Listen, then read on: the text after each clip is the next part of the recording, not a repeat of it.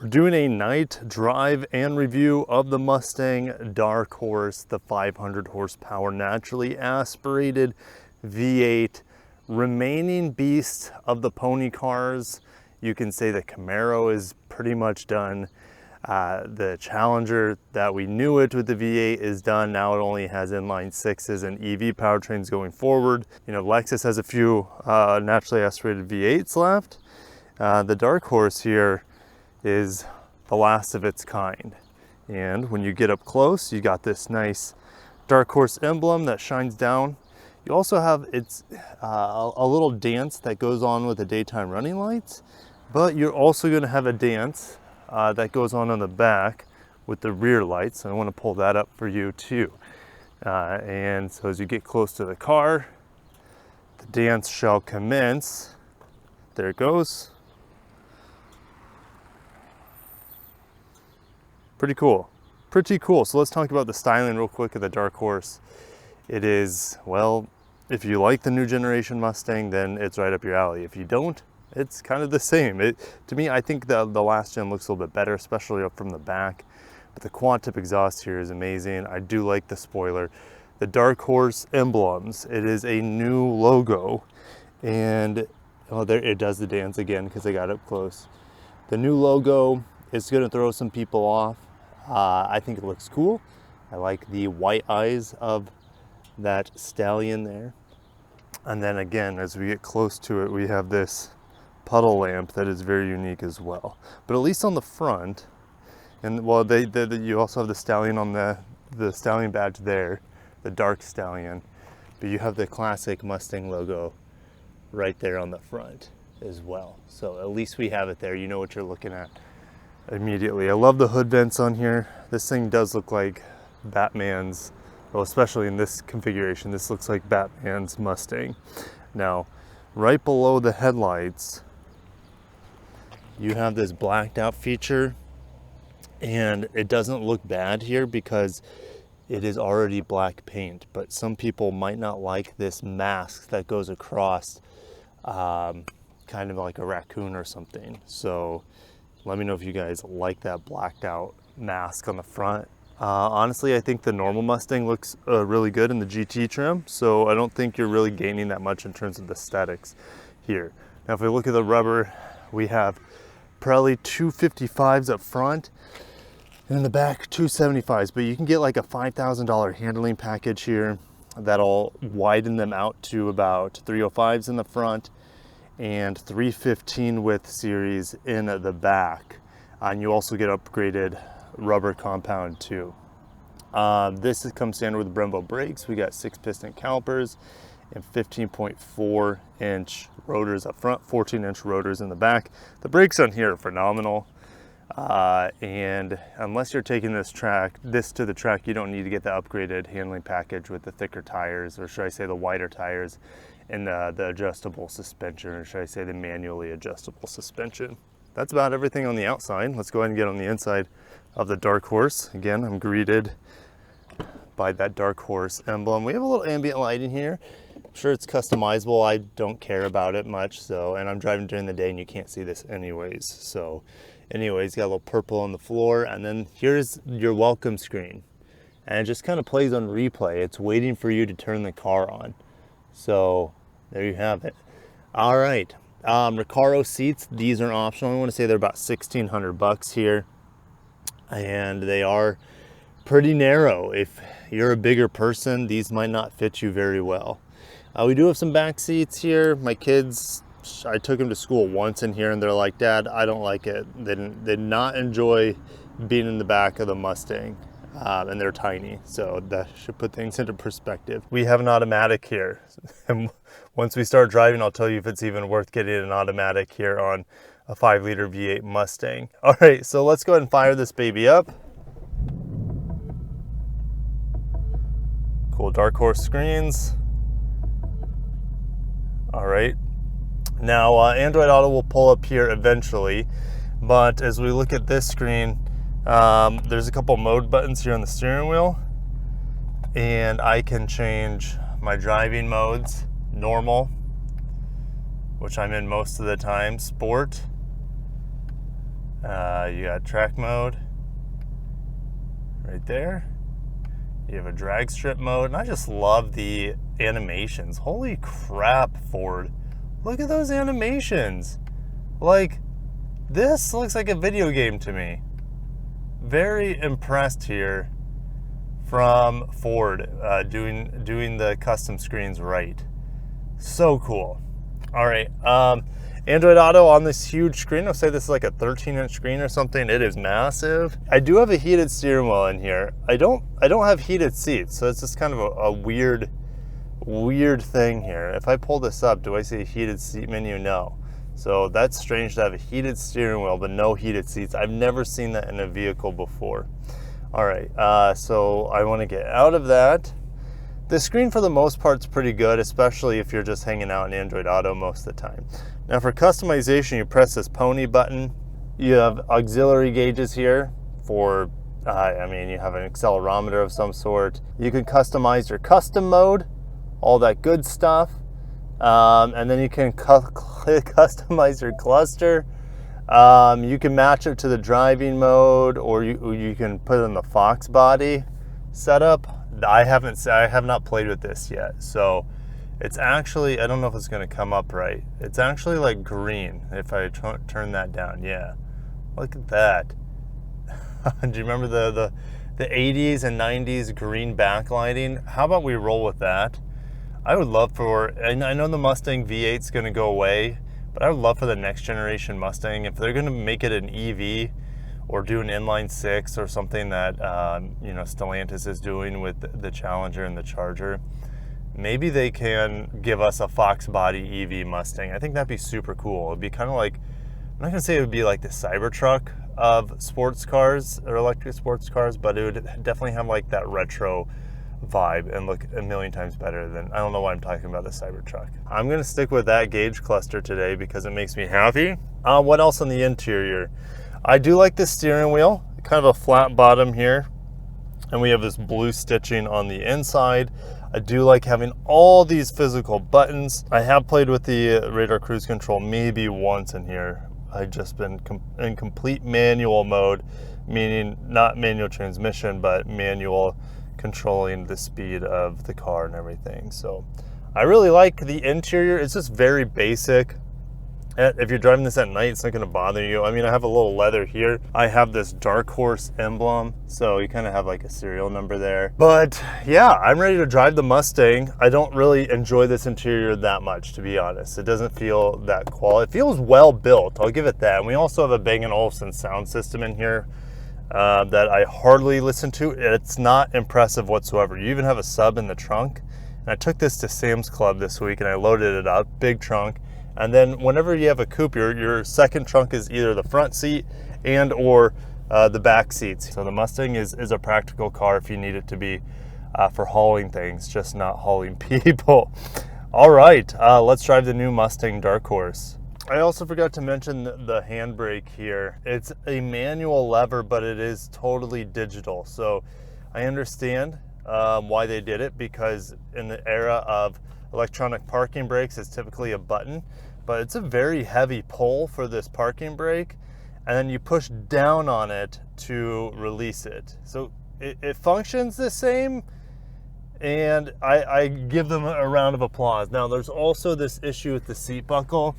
The seat buckle never stays in the holster on the seat, so I always have to reach all the way back just to grab the seat buckle. There is no little snap cover that goes over it, like most coupes with their seat belts. So this little plastic tracer, or you can say runner, for the seat belt just doesn't work at all in here, at least for how I have the seat set up. So that's been a bit of a bummer. That I always have to reach all the way back to the seat belt. First world problems for sure. That's not going to be a deal breaker for a lot of people. For me, it's super annoying. Let's see here. Can I clean up there we go.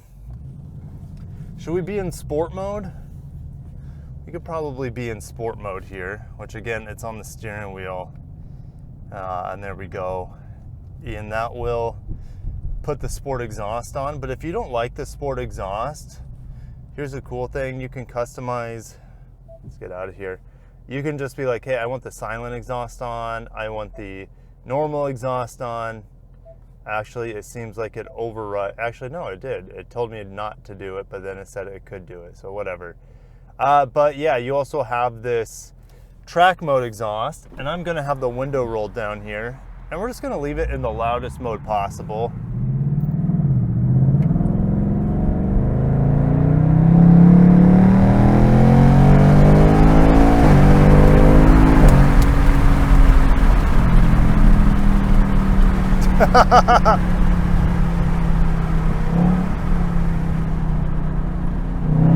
It's so fast, guys. It's very, very fast. It weighs about 4,000 pounds, but 500 horsepower. And this thing hits peak horsepower at like 7,250 RPM. So this thing loves to scream all the way to the red line. It's a super satisfying powertrain.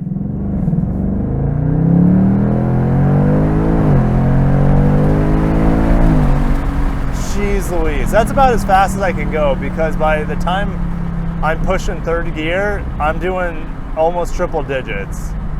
So just know that it's super satisfying to wring this thing out. It's more power than you're ever gonna need for the streets.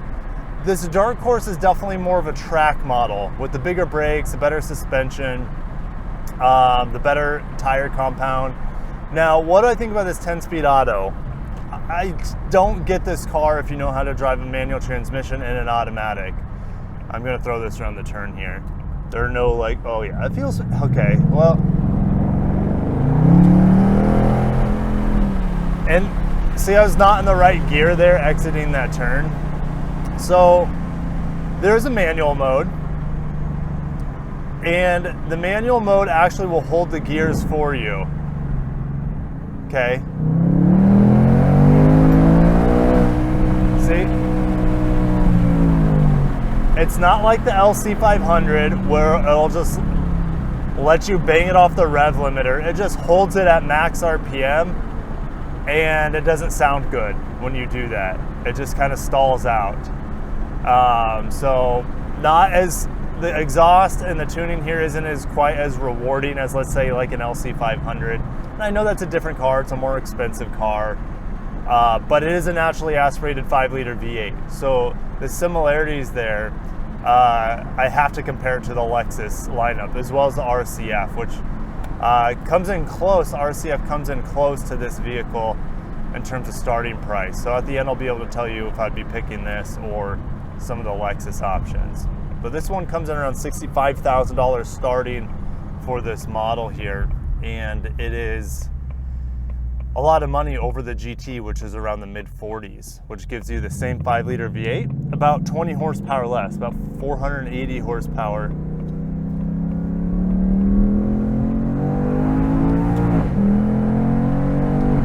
There's a couple police cars back there, so I'm not gonna do anything too stupid. I'm just gonna put it in drive.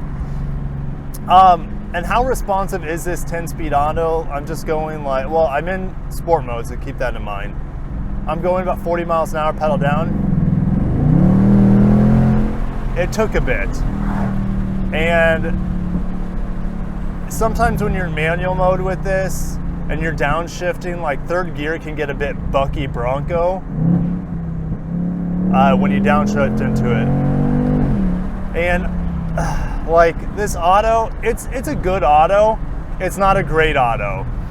And the exhaust here, other than it just being loud and getting the benefit of V8s just naturally sounding good with natural aspiration, other than it just being a loud exhaust, I don't think this exhaust sounds insane. In fact, I think the LC500 exhaust sounds far more refined, far more fun. It's just not as loud on the LC500 because that's a luxury car, but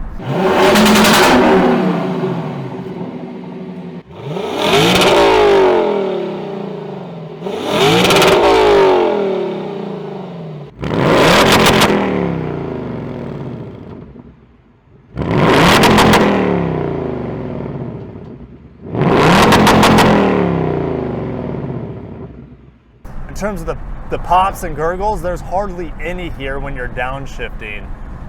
So other than it just being loud and sounding good because it's a V8, there's nothing that special with this exhaust. All right, so with that being said, if you get the manual here, that's 100% the way to go. That has a Tremec manual transmission.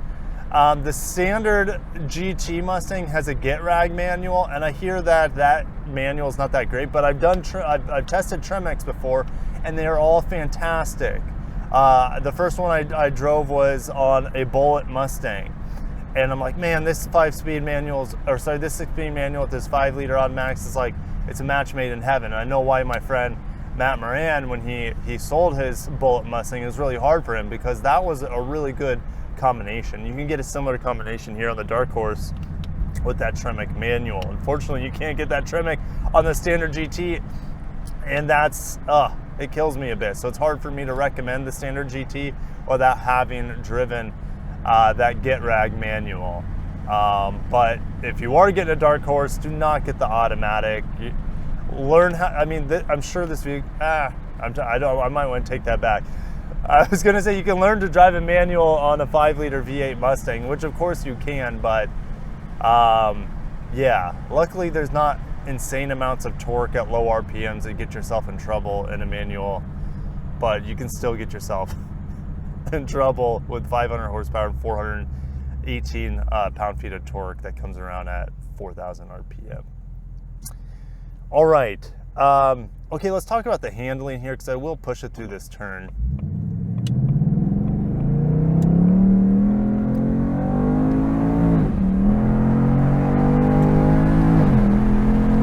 So what do I think about the handling? I think it handles great. It feels super planted in the turns. The steering is not my cup of tea. It feels pretty disconnected from the wheels. I don't get a lot of feedback, or any feedback really, from the wheels to the steering wheel. And after driving something recently like the Alfa Romeo Giulia, totally different car, the Alfa knows how to connect you to the wheels really, really, really well. And I've driven a Miata recently, and the steering feel on that, on the new Miata, the Indy 3, is better here, better there than it is here on the Mustang. So yeah, it handles great. It's just not the most rewarding steering feel. I would say it's kind of similar to Mazda's crossovers. And that's not like, I'm not dinging it too hard there, because Mazda's steering feel in their crossovers is really good. It's just, it feels a little underwhelming for a vehicle of this caliber. The paddle shifters here are pretty fun to play with. It would have been more fun to play with if I got insane cracks and burbles as I slowed down this vehicle. I just don't get that here. Sometimes you hear a pop here and there, but it's pretty random.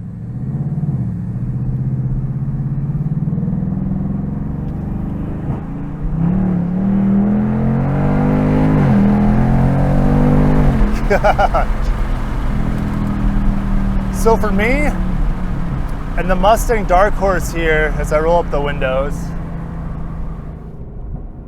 I really don't like driving this car unless I'm at full tilt. And so I'm rarely at full tilt, because I would be risking my driver's license all the time. So this is a car that unless I'm taking it to the track, I don't know if I can recommend to most people.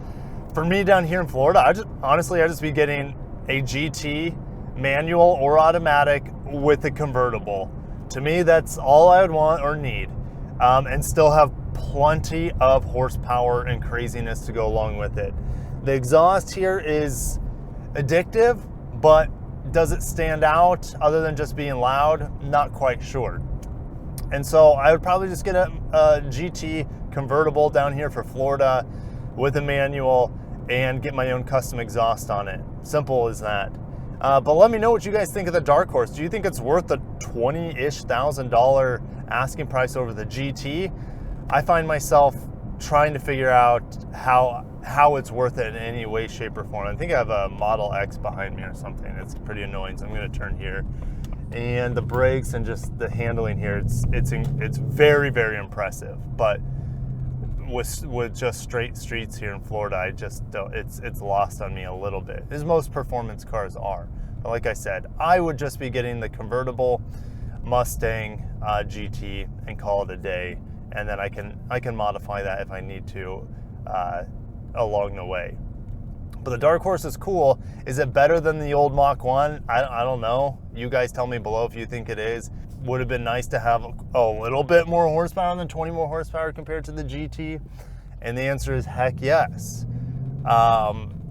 Yeah, so I think that there's a lot of performance here for $65,000, but you can get 95% of that performance in a GT model and save 20 grand. And also with $65,000, I struggle because I could get a used LC500, and that car's, I know it's not, it doesn't perform, doesn't handle, doesn't brake the same as this vehicle, but it's far more comfortable, better materials, and it's a vehicle that is just more pleasant to be in 99% of the time, unless you're at a track and no one's tracking an LC500. What about the Lexus RCF? Oh man, it's close. Like, this is kind of Lexus RCF, but just crazy exhaust added to it. But the Lexus RCF has a much nicer interior, and I think it looks better than this Mustang. So I'd be getting an RCF over this as well. And a new one is probably around $70,000. A used one though, you can get used RCFs for in the 40s, I think. And I'd rather have those over a new Dark Horse. But I'll see you guys down below. If you have any comments or thoughts about the Mustang, smash that like button. And yeah, long live the 5-liter V8. And Ford, you've done a great job with the vehicle. But the asking price is a little too much over the standard GT model, in my opinion, for 20 more horsepower, bigger brakes, a little bit better suspension, and a better manual transmission, and a cool light show.